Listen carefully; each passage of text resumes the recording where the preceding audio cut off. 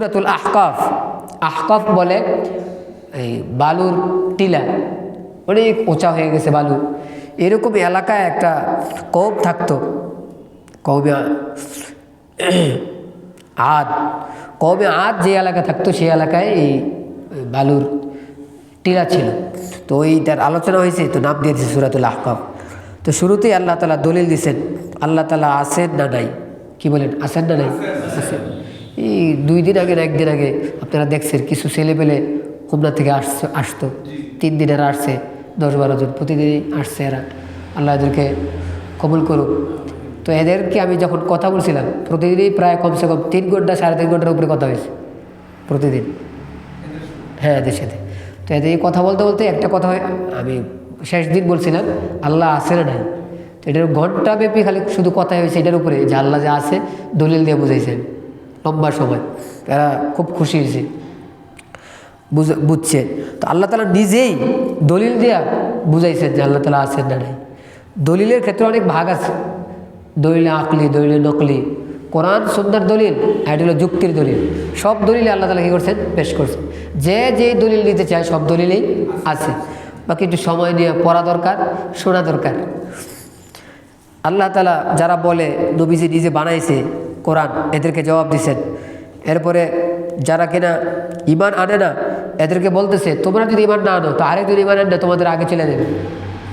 আমি আর আপনি অনেক সময় আমলে আসি না, অন্য ব্যক্তিকে আল্লাহ কিন্তু আমলে লাগাই দেব, এমনও হইতে পারে। তখন আমি তো কী করলাম, পিছিয়ে গেলাম। এক আয়াতে আল্লাহ বলতেছেন ওয়াসাইনাল ইনসানা বিওয়ালিদাইহি ইহসানা হামালাতহু উম্মুহু কুরহা। বারবার বলছেন পিতামাতার খেদমত করো, পিতামাতাকে সম্মান করো। আমি আপনাদেরকে বলছিলাম আল্লাহর পরে পৃথিবীতে 1 নম্বর সিরিয়াল সম্মানের কার? মা বাবার।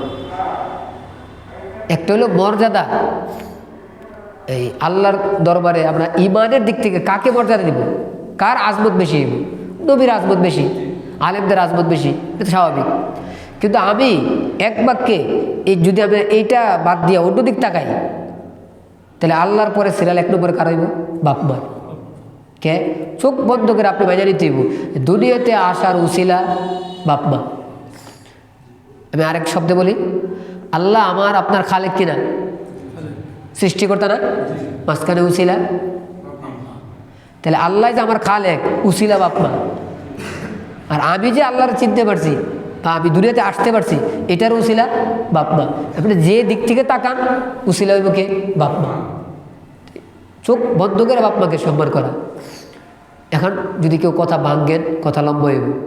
এক কথায় বলি, বৈধ আদেশ করছে তো আমরা মাইনে নেই, অবৈধ আদেশ করছে খামোশ হয়ে যায়, মানবো না। বাকি সেখানে আমরা ওই ঘুষাঘুষি করা, মারামারি করা, গালিগুলাজ করা, এটা ঠিক না। চুপ হয়ে যাওয়া বাস। আল্লাহ তাআলা আমাদেরকে তৌফিক দান করেন। অনেক সময় আছে অনেক ভাই এমনও পাইবেন, বাবা সবসময় ওই যে একটু রাগ বেশি, কথায় কথায় গালি, কথায় কথায় গালি, এমনও আছে অনেকে। তো দেখবেন সন্তান জানে যে আমার আব্বা, বাস চুপচাপ। এই আরেকজন ব্যক্তি শুই না, সহ্য করতে পারতেছে না, সে কিন্তু কি চুপ। কেন? সে বলতেছে আমার আব্বা, আমি তো তার আগে খারাপ বলতে পারবো না। বাস ওনার দিল চেয়েছে উনি আমার খারাপ বলছে, এটা ওনার ব্যক্তিগত বিষয়। এই ভাই চুপ থাকা, জবাব না দেওয়া, এটা আল্লাহর দরবারে পছন্দ।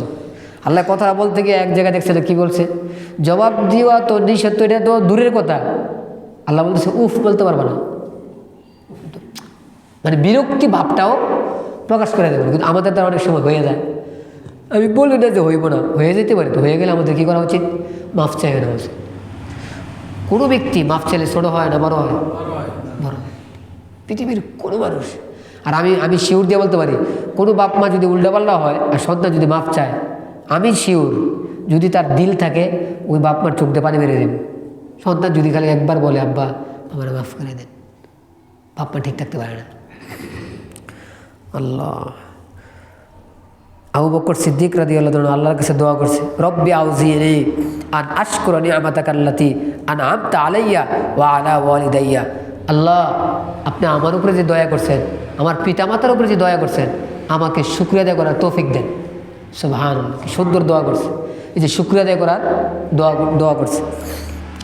আবু বকর সিদ্দিকের আলোচনা কোরআনে আসছে কিনা? বুঝেন নাই। এই দোয়াটা কে করছে? আবু বকর সিদ্দিক। এটা আল্লাহ নকল করছেন। তাহলে এক জায়গায় না, অনেক জায়গায় আবু বকর সিদ্দিকের আলোচনা আসছে। আর এখন এক দল বাইরেছে আবু বকর সিদ্দিকের নাম নিয়ে বলে যে সে বেঈমান।